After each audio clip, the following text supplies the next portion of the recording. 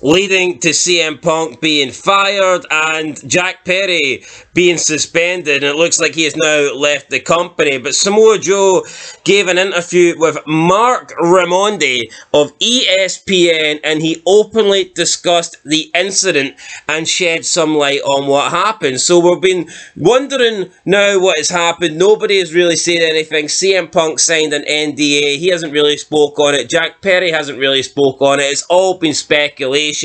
We were led to believe that something really crazy went down because Tony Khan thought he was going to die, but according to Samoa Joe, it didn't actually go down that way, and Samoa Joe did not think it was a big deal at all. This is what Joe had to say on the incident. Quote, "There was a little bit of an incident. We got it broken up. We went out there and wrestled. Man, that's the gist of it. Everybody wants it to be a lot more than what it is. But that's what it was. And to speak any more on it would be pointless unless you're trying to get a scorecard and stuff. But trust me, it wasn't that type of fight. Not to me. I've seen fights break out, stuff happens, but again, that's me. I've been in these situations, I've seen that. I'll find it funny when people are like, oh, Joe's cool with it. I mean, nah, man. It was a high-stress situation, sure, but I mean, it's one I've seen happen many times. We get it squashed out. We had a show to do. We had 81,000 fans waiting out there, and that was my focus because that's what it was about at that moment. We're about to go out and have the best night of our lives. End of quote. So Samoa Joe basically putting it down as a little bit of a scuffle. He says this stuff happens all the time. It was nothing serious, nothing out of the ordinary. They had a little bit of a confrontation, might have got a little bit physical, but that's it. They moved on, shit happens. But according to Tony Khan, he has never feared for his life as much as he did this night when the whole CM Punk fight broke out, and he was obviously pinning the blame more on CM Punk. And I think this is pretty interesting because we've yet to really hear a neutral wrestler from AEW, someone that was actually there, come out and give their opinion on it. Now, Samoa Joe hasn't went into too much detail, but could it be the fact that maybe there just isn't that much detail to go into? Could it literally have just been a little bit of a confrontation between two guys? There was maybe some pushing, maybe a punch or two was thrown, it got broken up, and then that was it.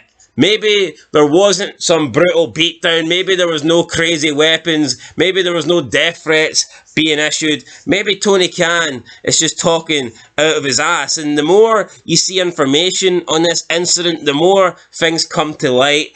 I actually agree with Jack Perry. He actually had the armband on when he debuted at New Japan Pro Wrestling, and it read Scapegoat. And I think that's what this entire thing was. I think this was making CM Punk out to be a scapegoat, making Jack Perry out to be a scapegoat. I think the real incident does go back to CM Punk and the Elite.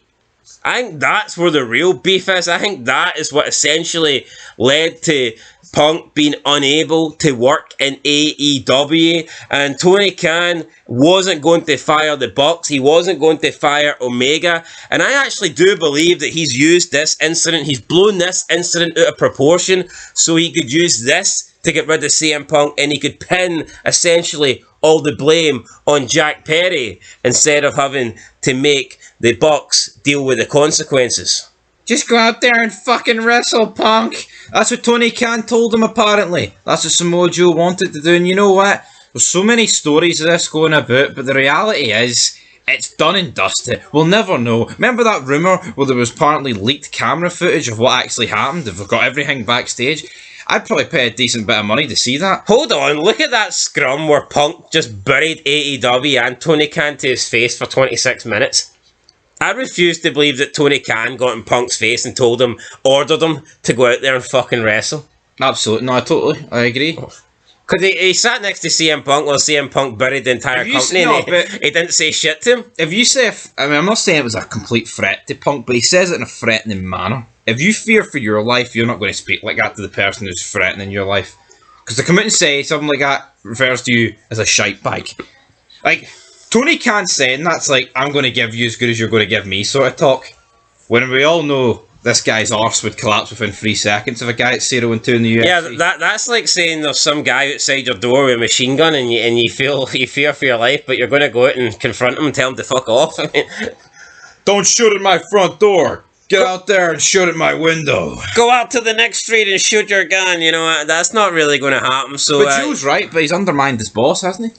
He has, but will Joe face the consequences? Probably not. He's AEW champion. Hook, line, sinker tonight. That's what Hook could be champion when this video gets uploaded. Could be. He's facing the consequences. Maybe Samoa Joe has his little interview on ESPN. Tony Khan's like, screw that. How dare you go against me? How dare you undermine me? How dare you not fear for your life like I was fearing for my life? Should we be fearing for the title reign of Samoa Joe? Is it under threat?